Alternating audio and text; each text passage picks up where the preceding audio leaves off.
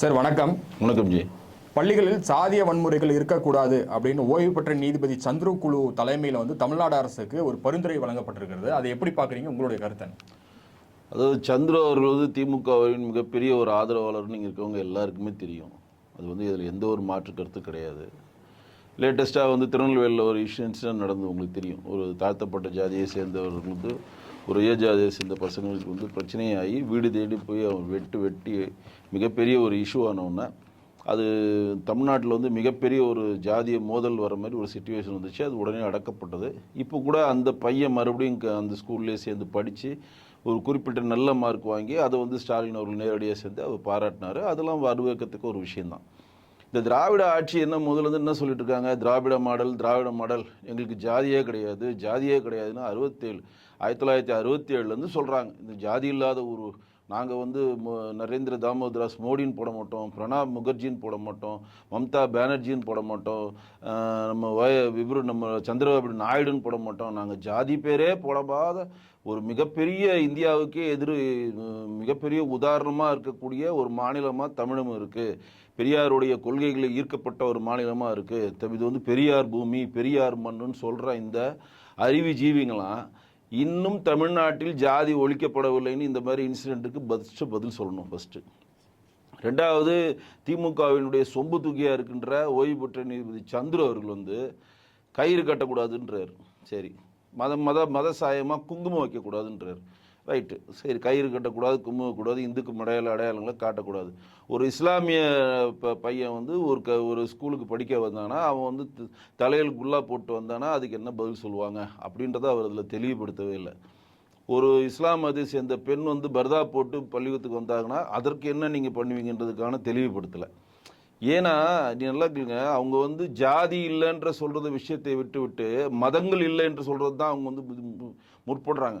குறிப்பாக இந்து மதங்களின் அடையாளம் கயிறுன்றது இந்து மக்களினுடைய அடையாளங்க. அரைஞான் கயிறு நம்ம எதுக்கு போடுறோம்? அரைஞான் கயிறு நம்ம போடுற சின்ன வயசுல நீங்கள் போட்டிருப்பீங்க. இடுப்புக்கும் அரை கீழே இருக்க காலுக்கும் இடுப்புக்கும் நடுவில் அரைஞான் கயிறு, அது பேர். அது போடுறோம். எதுக்கு போடுறோம்? கயிறு தாலி எதுக்கு கட்டுறோம்? இன்னைக்கு மூக்கணா கயிறுன்னு மாடுக்கு எதுக்கு போடுறோம்?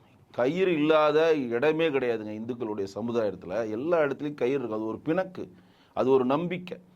அந்த கயிறை நீ கட்டக்கூடாது, நீ குங்குமம் வைக்கக்கூடாது, நீ திருநூறு வைக்கக்கூடாதுன்னா இது என்ன ஊர்? இது பெரும்பான்மையான இந்துக்கள் இருக்கிற ஊர் தமிழ்நாடு. இன்றைக்கு நீங்கள் எடுத்துக்கிட்டிங்கன்னா 100 பேரில் 99.99 பேர் கோயிலுக்கு போகிறானா இல்லையா?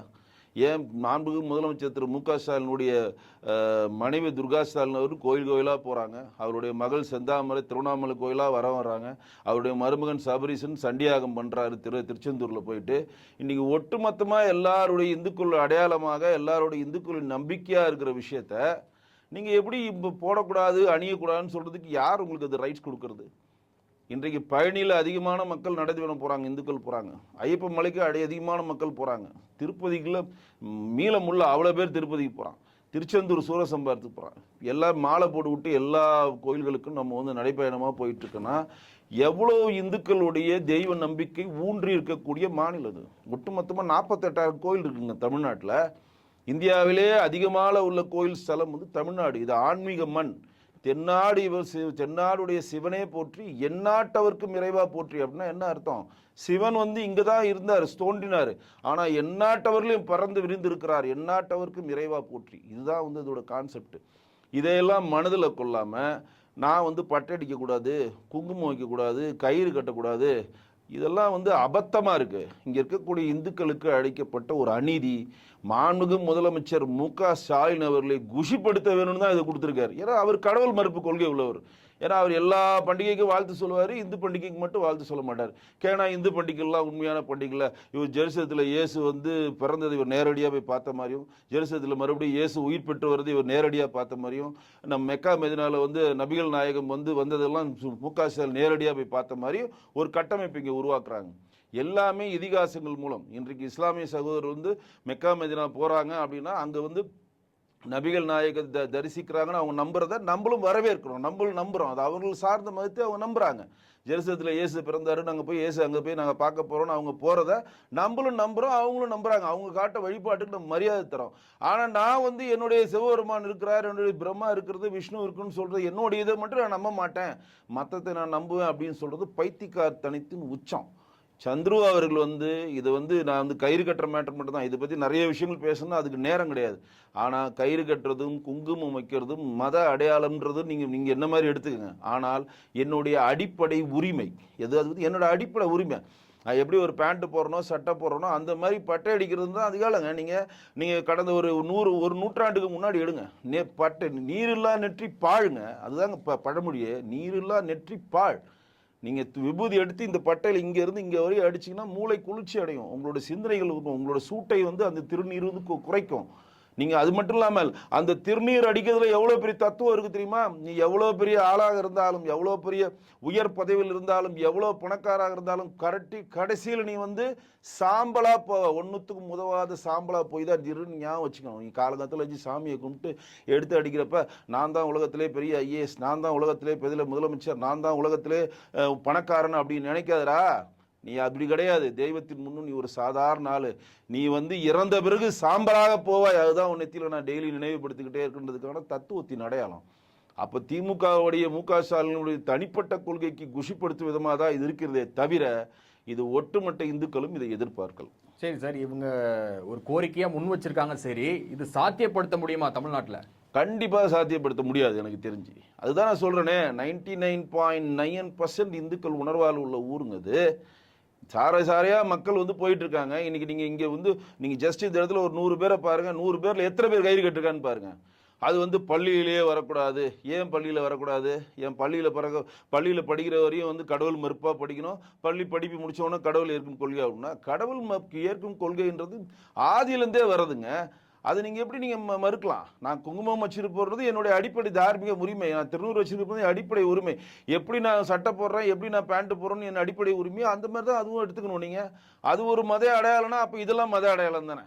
இப்போ அவங்க என்ன சொல்கிறாங்க, இந்த கலர் கயிறு கட்டிட்டு போனால் இவர் இந்த ஜாதியை சேர்ந்தவர், இந்த கலர் கட்டிட்டு போனால் இவர் இந்த மதத்தை சேர்ந்தவர், அப்படி நீங்கள் தாங்க ஐடென்டிஃபை பண்ணிக்கிறீங்க. குழந்தைங்கள் மனசில் எதுவுமே கிடையாதுங்க. இன்றைக்கெல்லா இன்னைக்கு நீங்கள் நடிகர் யோகி பாபா கையை பாருங்க, அவர் கையே தெரியாது, அவ்வளோ கயிறு கட்டியிருப்பார். அவர் என்ன நினைக்கிறார், அந்த கயிறு கட்டால் நல்லது நடக்குன்னு நினைக்கிறார். அவர் நம்பிக்கையை கெடுக்கிறதுக்கு நீங்கள் யாரு? இல்லை, ஒட்டுமொத்த இந்துக்களின் நம்பிக்கையும் கொச்சைப்படுத்துகிற விதமாக இருக்கா இது? ஆமாம், இந்துக்கள் நம்பிக்கையை ஒட்டுமொத்தமாக கொச்சைப்படுத்துறாங்க. இது மத அடையாளமாக திருநூறு வச்சரு குங்கும வச்சங்கள் மத அடையாளம் நீங்கள் தான் சொல்கிறீங்க. நான் வந்து அது பின்னாடி சயின்டிஃபிகேஷன் இருக்குங்க, அதுக்கு முன்னாடி ஒரு சயின்ஸ் இருக்குங்க. இப்போ நான் திருநீருக்கு சொன்ன மாதிரி கயிறுக்கு ஒரு சயின்ஸ் இருக்குங்க, திருநூறுக்கு ஒரு நம்ம இதுக்கு குங்குமத்துக்கு ஒரு சயின்ஸ் இருக்குங்க. நீங்கள் பாருங்க, கருப்பு கலரில் சாந்து வைப்பாங்க நிறைய பேர். ஏன் கருப்பு கலரில் வைக்கிறாங்க அப்படின்னா, உங்கள் முகம் பார்த்தோன்னே பளிச்சுன்னு இருக்குது அப்படின்றப்ப அந்த இடத்துல ஒரு இன்ட்டு வேணும், அந்த இடத்துல ஒரு அவலட்சணமாக அவனுக்கு காமிக்கிறப்ப யாருமே உங்கள் மேலே கண்ணு படாதுன்னு அப்படின்னு அவங்கள நம்புறான். இன்னைக்கு எவ்வளோ பேர் லெஃப்ட் ஹேண்ட் காலில் கயிறு கட்டிட்டு திரியிறான் பார்க்குறீங்களா? ஏன் அப்படின்னா நம்ம உடலில் இருக்கக்கூடிய ஜிஸ்டி போ நம்புறான். அவன் நம்பிக்கைக்குள்ள நீங்கள் எப்படி வர முடியும்? இஸ்லாமியர்கள் கூட காலில் கயிறு கட்டுறாங்க. அது நான் என்ன சொல்றேன்னா, அது வந்து உண்மையா இருக்கலாம், பொய்யா இருக்கலாம், அது வந்து விஞ்ஞான ரீதியாக நிரூபிக்கப்படலாமா, அதெல்லாம் அடுத்த கட்டம். ஆனால் அவனுடைய நம்பிக்கை, அவன் நம்பிக்கைக்குள்ள நீங்க எப்படி வர முடியும்?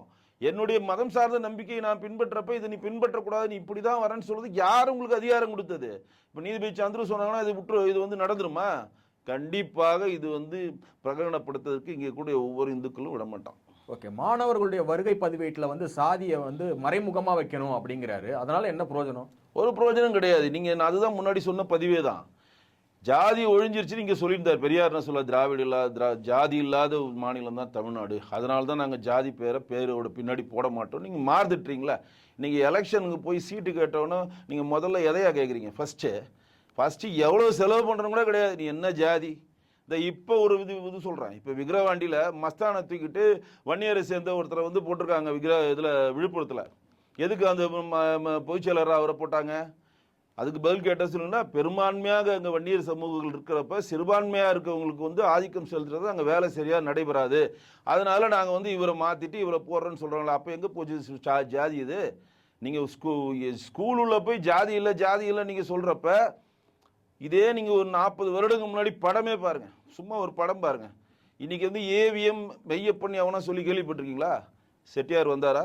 செட்டியார் வாவு சாமிநாத ஐயர்னு சொல்லி கேள்விப்பட்டீங்களா? ஐயர்வாள் வந்தாரா? ஐயர்வாள் போனாரா? சுந்தரம் பிள்ளை, இப்படி சுந்தரம் பிள்ளைன்னு பண்ணா கேள்விப்பட்டீங்களா? பிள்ளைவாள் வந்தாரா? பிள்ளைவாள் சாப்பிட்டீங்களா? பிள்ளைவாள் அப்படின்னு தான் சொல்லுவாங்க. இன்னைக்கு நம்மளோட பெரிய சயின்டிஸ்ட் ஜிடி நாயுடு, ஜிடின்னு யாருன்னா சொல்றாங்களா? நாயுடு இன்னைக்கு வரையும் இருக்கிறதா இல்லையா?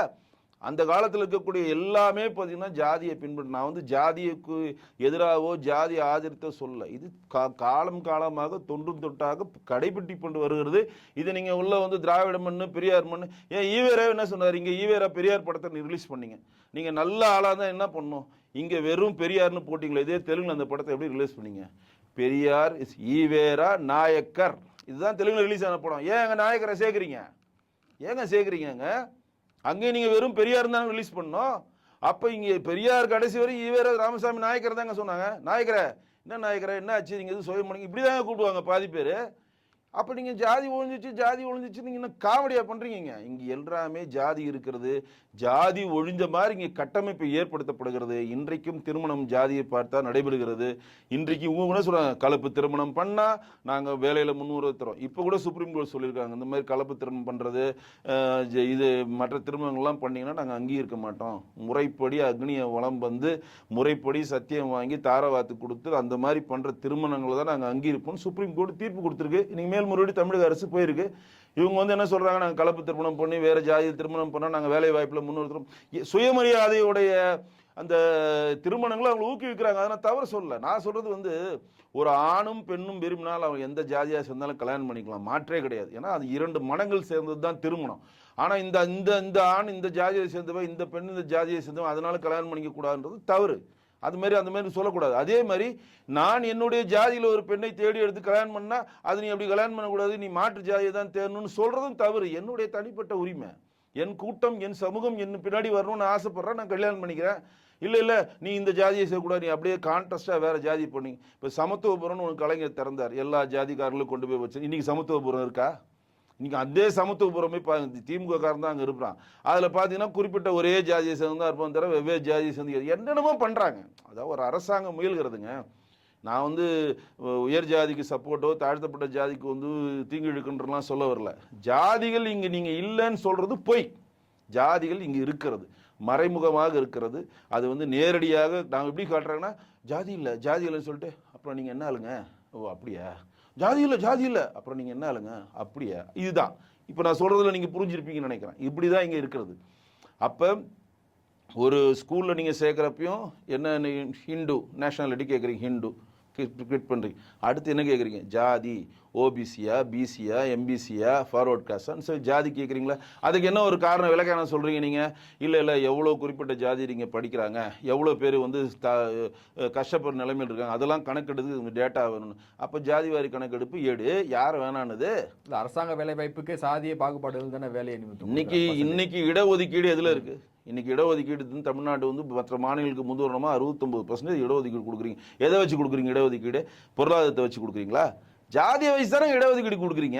எம்பிசியில் குறிப்பிட்ட ஜாதியை உள்ள கொண்டு வரீங்க, பிசியில் குறிப்பிட்ட ஜாதியை கொண்டு வரீங்க, எஃப்சியில் குறிப்பிட்ட ஜாதியை கொண்டு. இந்த எம்பிசிக்கு இவ்வளோ ஜாதி இருக்குப்பா, பிசிக்கு இவ்வளோ இடஒதுக்கீடுப்பா, எஃப்சிக்கு இவ்வளோ, அதுலேயே ஜாதி இருக்குது, வேட்பாளரில் ஜாதி இருக்குது, கவுன்சில் எலெக்ஷனில் ஜாதி இருக்குது. எப்போ பெரும்பான்மையாக இன்றைக்கி யார்ப்பா இருக்கிறீங்க, ரைட் நீயா, அப்போ நீ தான் வேட்பாளர், உன் ஜாதிக்காரன் உனக்கு ஓட்டு போடுவான், நல்லதோ கெட்டதோ உனக்கு ஓட்டு போடுவான். அப்போ ஜாதியெல்லாம் நீங்கள் எதை வச்சு சொல்கிறீங்க? எனக்கு அது புரியவே இல்லை. அது எல்லா இடத்திலும் ஜாதி நிறைஞ்சி இருக்கிறது. சாவிலிருந்து கல்யாணத்திலிருந்து எல்லா இடத்திலும் இருக்கிறது. ஆனால் இல்லாத மாதிரி ஒரு கட்டமைப்பை இங்கே திராவிட மாடல் ஆட்சி செய்ய முயற்சிக்கிறது. ஆனால் அதில் தோற்று கொண்டு இருக்கிறது, இன்னும் தோற்று தான் போகும்.